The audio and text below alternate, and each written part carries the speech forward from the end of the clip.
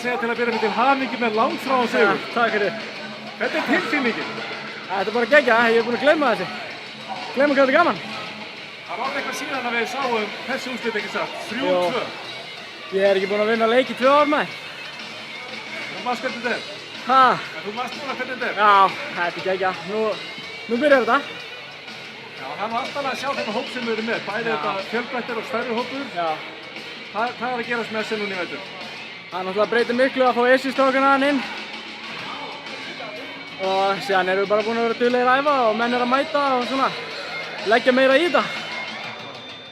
Ég átti alveg koma því að þetta fær nú að hinn megin vegna þess að þið bara tóku þetta bara síðustu bara hvað, 3-4 mínútur líka við? Akkurat. Ég held að það er ekki verið einn um það.